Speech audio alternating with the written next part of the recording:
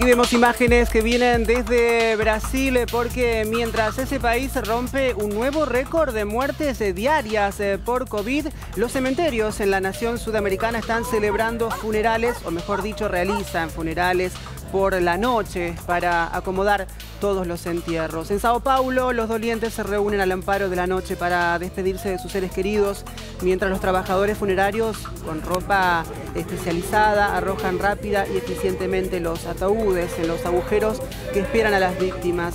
Ataúd tras ataúd caen en su lugar, mientras los sollozos y los lamentos atraviesan la oscuridad. Brasil representa actualmente alrededor de una cuarta parte de las muertes diarias por COVID en todo el mundo, más que cualquier otro país.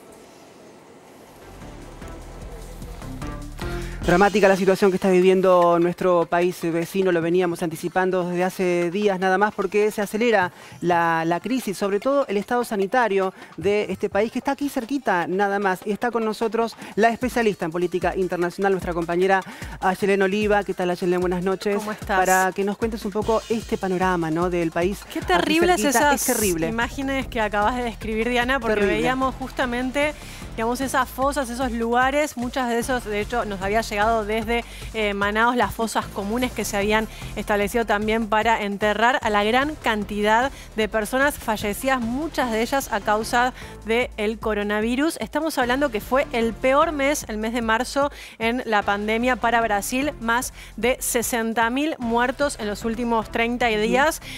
17 de los 27 estados de Brasil tienen una saturación del 80% de las unidades también de terapia intensiva. Se han incrementado estas 2 semanas, ¿no? Estas últimas 2 semanas, más estados entraron en esta situación crítica. Sí, la verdad es impactante y tenemos un sistema también de vacunación muy por abajo de otros países de América Latina en términos, digamos, comparamos cada 100.000 habitantes, hablamos del 8% de la población vacunada solo con la primera dosis y tan solo el 2.3% que tiene las 2 dosis de la vacuna que le garantiza hacer frente a esta pandemia. Ayelen, en este momento Brasil es el epicentro de los contagios de la pandemia aquí en esta región. Sí, en esta región incluso uno puede ampliar la lupa y a escala global también es uno de los puntos justamente más afectados. Ahora, estamos viendo, digo, acá esto no se puede echar la culpa de un lado y del otro para ningún lado. Lo que hay que ver también es cuántas de estas muertes, no lo podemos calcular, pero la pregunta retórica que uno puede hacerse es cuántas de estas muertes podrían haber sido evitadas en un buen manejo de esta situación sanitaria. Y hablamos ahí sí de las decisiones políticas y sí del impacto que tiene la mala gestión, en este caso del gobierno de Jair Bolsonaro. Y lo estamos viendo porque en el medio de este colapso sanitario vemos la profunda crisis política que atraviesa Brasil. La pregunta es una causa o una consecuencia de esto que estamos viendo. ¿Por qué? Porque ya van 4 ministros de salud en tan solo un año. De hecho, el último ministro que asumió tiene apenas unas semanas. Imagínate administrar esta crisis en ese contexto. Yo no sé si hay un registro, en otro país de tantos ministros que se hayan cambiado, ¿no? En esta situación de pandemia. Sí, habría que es un dato, la verdad, que alarma y que es preocupante. Sí, es alarmante y también da cuenta de la situación que está viviendo Brasil. Nos referíamos a esto y también nos referíamos, por supuesto, a que esta semana fue una semana que, digamos, desarticuló todo lo que conocíamos dentro del gobierno de Bolsonaro porque hubo un profundo cambio de gabinete y en el día de hoy Bolsonaro nombró a los nuevos jefes de las Fuerzas Armadas.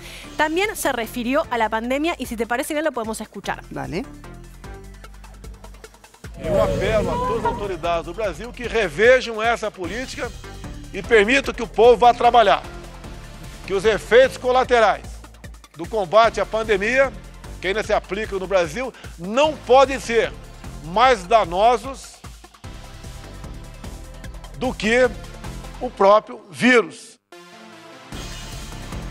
Y los jefes de las Fuerzas Armadas que fueron nombrados en el día de hoy para atenuar la crisis militar que se vive en ese país fueron nombrados respetando el criterio de antigüedad, algo que la decisión la tomó el presidente para calmar un poco las aguas dentro del área de defensa. Recordemos que el nuevo ministro de Defensa, Braga Neto, en el día de hoy, Brasil cumple un aniversario del golpe de Estado de 1964 y en el día de hoy, bueno, también hubo declaraciones por parte del ministro de Defensa, ayer a la noche, mejor dicho, donde se refirió justamente a que matizó el tema del golpe de Estado del 64 porque dijo que en ese momento, o defendió directamente, podríamos decir, lo hicieron para pacificar al país. Digo, esta es la figura que hoy está al frente del Ministerio de Defensa. Crisis política, crisis sanitaria, crisis militar en Brasil, una triple crisis y que económica también, que golpea a Brasil.